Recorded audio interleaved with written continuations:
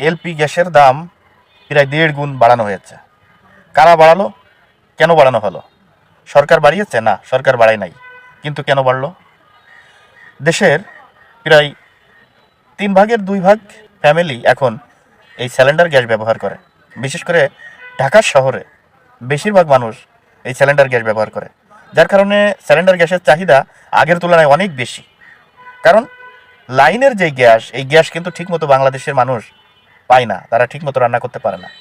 তা এখন কথা হচ্ছে, আওয়ামী লীগ সরকারের সময় এই গ্যাসের দাম হু হু করে বাড়তে শুরু করে, কিন্তু ইউনূস সরকার আসার পর থেকে গ্যাসের দাম কিন্তু একটা নিয়ন্ত্রণের ভিতরে রয়েছে। অতএব আগের তুলনায় গ্যাসের দাম অনেকটাই কম। তো এখন এই হঠাৎ করে গ্যাসের দাম বাড়ার কারণ কি? এই সেন্টিগ্রেড কোথা থেকে আসছে? আমি বৈষম্য বিরোধী ছাত্র আন্দোলনের নেতৃবৃন্দদেরকে বলবো, যেখানে কোনো বৈষম্য থাকবে না, বৈষম্যর জন্য আন্দোলন করেছেন, সেখানে এই সেন্টিগ্রেড কারা করছে? এখন তো আওয়ামী লীগ সরকার নাই, আওয়ামী লীগের সেন্টিগ্রেডও নাই। তাহলে এখন এই সেন্টিগ্রেড কোথা থেকে আসছে? সরকার ঘোষণা দেয় নাই যে গ্যাসের দাম বাড়ছে, এবং সরকারের ঘোষণা ছাড়াই এলপি গ্যাসের দাম কারা এত টাকা দাম হাঁকাচ্ছে? এবং এই এলপি গ্যাসের দাম হাঁকানোর কারণে কোনো প্রতিবাদ কাউকে আমরা করতে দেখছি না। এর কারণটা কি? জনগণের স্বার্থে কোনো মব সৃষ্টি হয় না।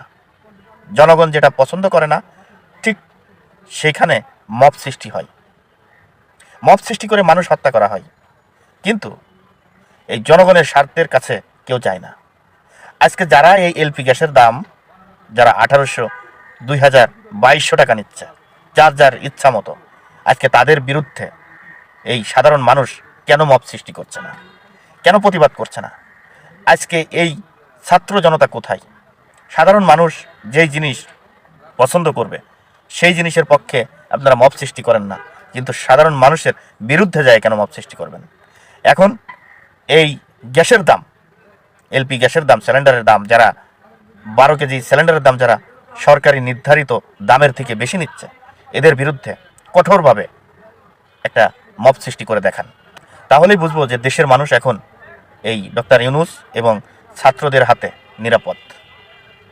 দর্শক, ভিডিওটি বেশি বেশি করে শেয়ার করবেন। আপনাদের স্বার্থে এই ভিডিওটি করা, আমার স্বার্থে না। বেশি বেশি করে শেয়ার করবেন, লাইক করবেন এবং কমেন্ট করবেন। দর্শক, আজ এই পর্যন্তই। ভালো থাকবেন, সুস্থ থাকবেন।